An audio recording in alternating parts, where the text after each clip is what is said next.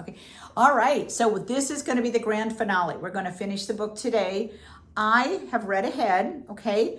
And I got to tell you, I loved the last few chapters. Totally different from the movie. Absolutely different. In fact, I kind of wish it was a little more similar, or that the movie had been a little more similar, because I kind of would have liked to have visited the places that Dorothy and her friends travel through to be able to get, for her to get home.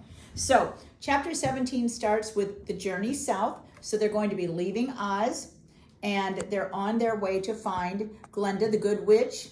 Oz has told Dorothy, or she's been told, that that is the person who's going to help her get home. So the journey south, of course, it's not going to be simple. We're going to encounter all kinds of problems. And the friends have decided that even though they have kind of like new jobs for themselves, they're going to be staying in Oz. They have decided, of course, to accompany Dorothy on her trip south to find Glenda and get herself back home. So chapter 18 says the fighting trees. I don't know what that's all about. You might want to think about that and try to figure out what that might mean. It looks like at the beginning of the chapter that they're all pretty happy, but they are going to encounter some trees in a forest that are really not very nice to them. But thank heavens for the Tin Man. I think he might be able to help them out.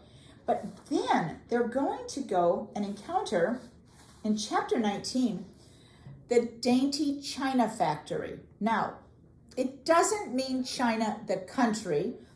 It means China, a term that we used to use, we don't use it really much anymore, for a type of dishes. And China is a type of dishes that is very kind of fragile. It's very glossy. People would talk about using their good china for like Thanksgiving or Christmas. People did not use their good china for everyday eating. So your china was something that was good and special for special occasions. And you might have little statues or figurines in your house, not so much anymore, that are made out of china. So it really is a type of material that is kind of like, could be used for dishes or statues or things like that. So they end up at the Dainty China country, and they're going to first encounter this great big wall of china, which they have to try to scale. And again, thank heavens for the brains and the courage of her friends to help her climb this and get over it and look down in. Now, I loved the way they peer over the wall, and there's an entire village, an entire kind of a little country of houses made out of china, people made out of china, animals, all the farm animals are made out of china, but they also move and talk. So think about that and how that would look. This is the part I would have loved to have seen incorporated into the movie. So we're going to do that. We're going to visit the land of China, and we're going to move on our journey south. All right, so we just left the country of China. We're going to enter the country of the Quadlings, okay? And it's actually a very hilly, mountainous region. It's kind of treacherous for them to walk through. They're a little nervous about it, but they encounter the Quadlings, which are really kind of interesting looking characters. They've got a large head, a long neck, kind of a short but kind of stout body, no arms. And they're really kind of mean to Dorothy and her friends. But they're not that afraid of them because, I mean, you know, they don't have arms. It's like, how are they going to fight them? Well, I think you're going to be very surprised as to what happens, because these Quadlings are definitely not somebody you want to mess with. So be getting ready for that. And then but they do make it through, of course, they do make it through. And they finally arrive at the home of Glenda, the good witch of the South. And chapter 21 says, Glenda grants Dorothy's wish. Now we're finally kind of getting back to the part of the story that we would probably remember from the movie, because we do meet the good witch Glenda. She does help Dorothy get home. She tells her what she needs to do to get home, and Dorothy could have done it right from the very beginning.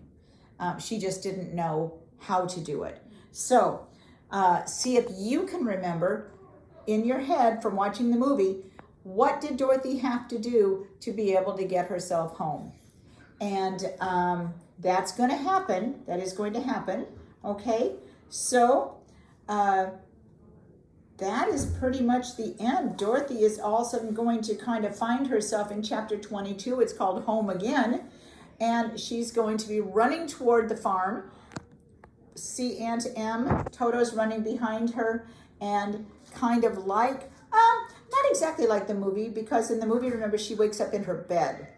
This one, she's actually going to find herself outside of the farm, running down the road towards the farm. Aunt Em sees her and runs toward her.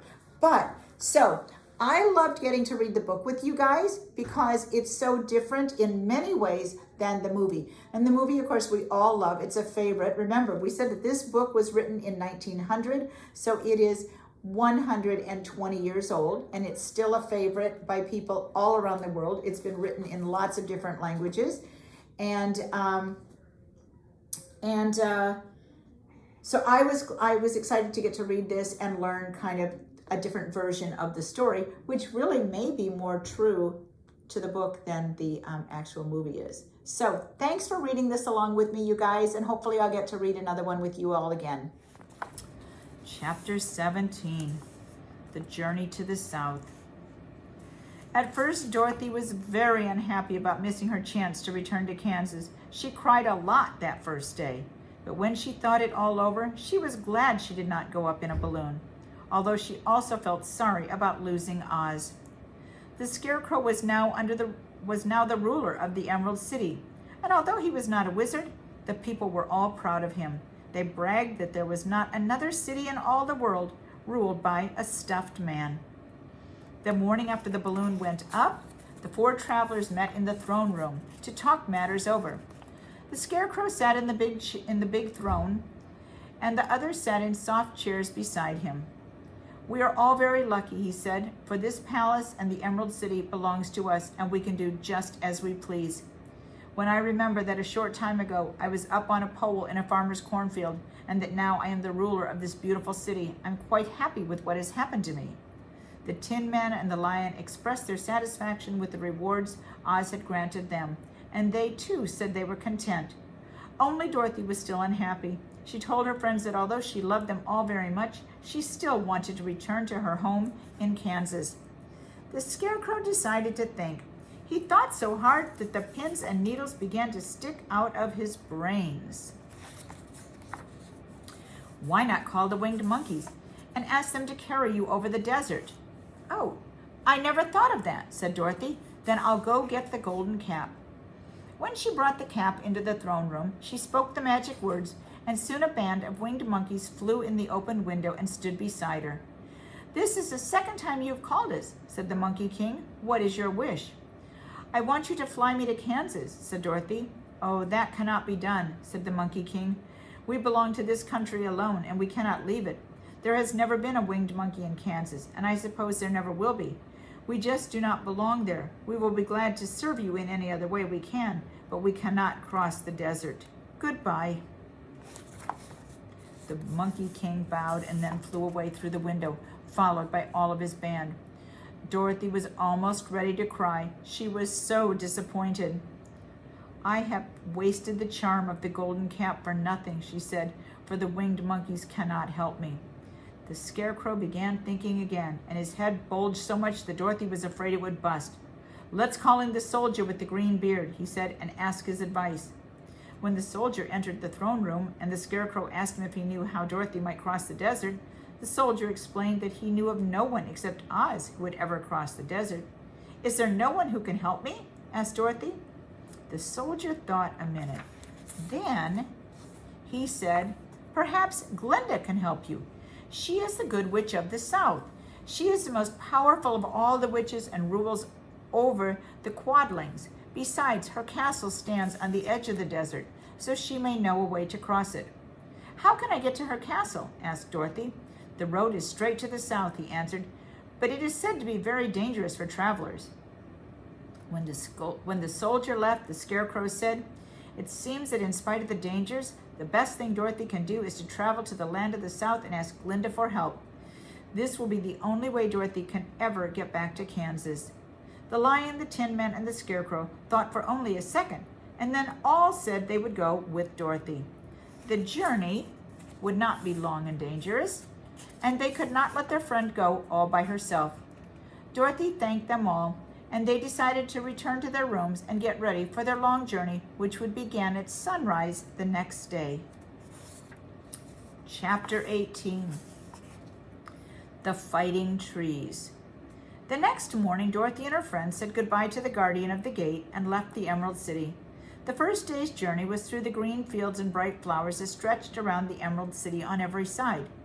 That night they slept in the grass and looked up at the velvet sky filled with bright stars. In the morning they traveled until they came to a forest. The forest was very thick and there seemed to be no way to go around it, so they looked for the place where it would be the easiest to get into the forest. The Scarecrow discovered a big tree with wide spreading branches that would allow everyone to pass underneath. But just as he came under the first branches, they bent down and twined around him. The next minute he was lifted from the ground and thrown through the air.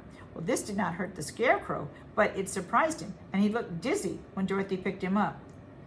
"Here is another space between the trees," called the Lion. "Let me try it first," said the Scarecrow, "for it doesn't hurt me to be thrown around." He walked up to another tree, but immediately its branches grabbed him and tossed him back again. "This is very strange," said Dorothy. "What shall we do?" "The trees seem to have made up their mind to fight us and stop our journey," said the Lion. "Let me give this a try," said the Tin Man. He put his axe on his shoulder and walked out to the first tree that had thrown the Scarecrow in the air. When a branch bent down to grab him, the Tin Man chopped it in half. The tree began shaking in pain, and the Tin Man walked safely under it. "Come on," he shouted to the others. "Hurry up." They all ran forward and passed under the tree without being hurt. The other trees did not try to stop them, so they decided that the first row of trees could bend down their branches, and that these were the police force of the forest who tried to keep strangers away. The travelers walked to the edge of the forest. Then, to their surprise, they saw a high wall which seemed to be made of china. It was smooth like the surface of a dish and much higher than their heads. "What will we do now?" said Dorothy. "I will make a ladder so we can climb up over the wall," said the Tin Man. Chapter 19. The Dainty China Country. While the Tin Man was making a ladder from wood which he found in the forest, Dorothy lay down and slept. She was very tired from the long walk.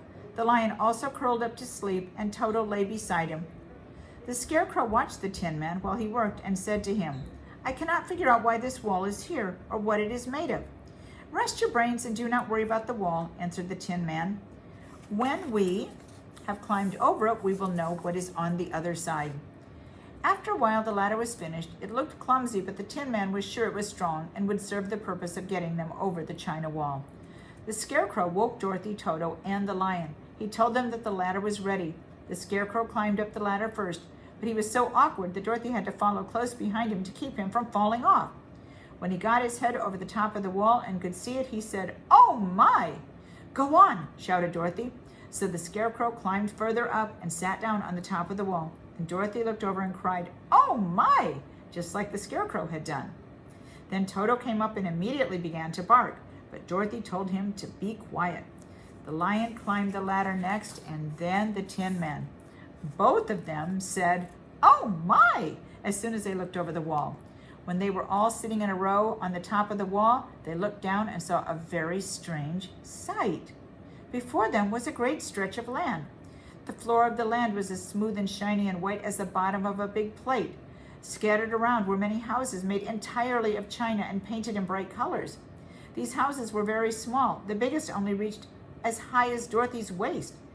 There were also tiny barns painted red with china fences around them.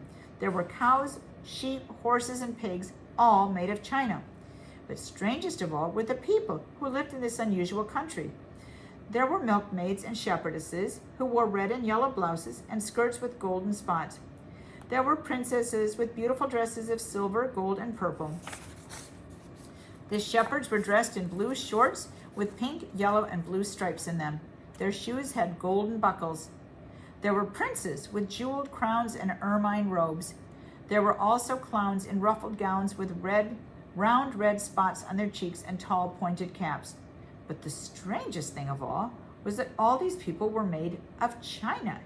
Even their clothes were made of china, and they were so small that the tallest one was no higher than Dorothy's knee.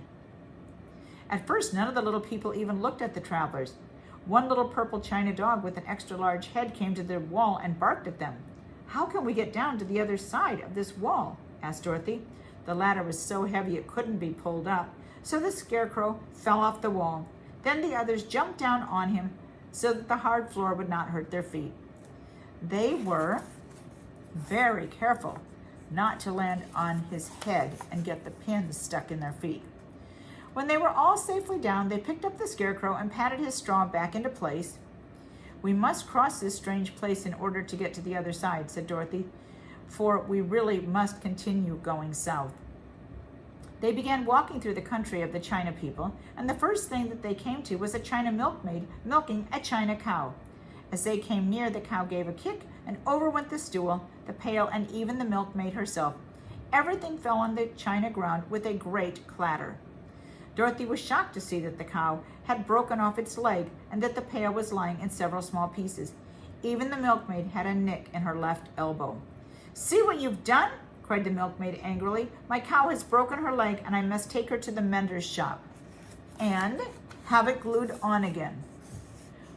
"What do you mean, coming here and frightening my cow?" "I'm really very sorry," said Dorothy. "Please forgive us." But the milkmaid was too angry to answer. She picked up the leg and led the cow away. The poor animal limped on 3 legs. Dorothy felt very bad about what had happened. "We must be very careful here," said the kind-hearted Tin Man, "or we may hurt some of these little people so they will never get over it." A little further on, Dorothy met a beautifully dressed princess. The princess stopped short when she saw the strangers, and she started to run. Dorothy wanted to see more of the princess, so she ran after her, but the China girl cried out, "Don't chase me! Don't chase me!" She had such a frightened voice that Dorothy stopped and asked, "Why not?" "Because," answered the princess, "if I run, I may fall down and break myself." "But you could be mended, couldn't you?" asked Dorothy. "Oh, yes, but one is never as pretty after being mended, you know," answered the princess. "I suppose not," said Dorothy. "Now there is Mr. Joker, one of our clowns," continued the China woman, "who is always trying to stand on his head. He has broken himself so many times that he is mended in 100 places and doesn't look at all pretty. Here he comes close now, so you can see for yourself." Indeed, a jolly little clown came walking by, and Dorothy could see that in spite of his pretty clothes of red, yellow, and green, he was completely covered with cracks. It was clear he had been mended in many places. Dorothy felt sad for the poor little clown. Then she turned to the beautiful princess and said, "You are so lovely. I'm sure that I could love you dearly. I'm going back to Kansas. Won't you let me carry you back to my basket, so when I get back I can stand you on Aunt Em's mantel shelf?" "That would make me very unhappy," answered the China princess.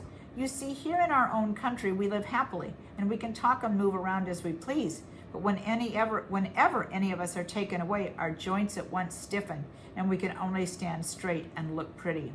Of course, that is all that is expected of us when we are on mantel shelves and cabinets and living room tables. Our lives are so much more fun here in our own country." "I understand," said Dorothy, "and I would not want to make you unhappy for anything in the world, so I will just say goodbye." "Goodbye," answered the princess. They walked carefully through the China country. Little animals and people scampered out of their way, afraid they would be broken. Soon they reached the other side of the country and came to another China wall. It was not as high as the first one, and by standing on the lion's back, they all managed to scramble to the top.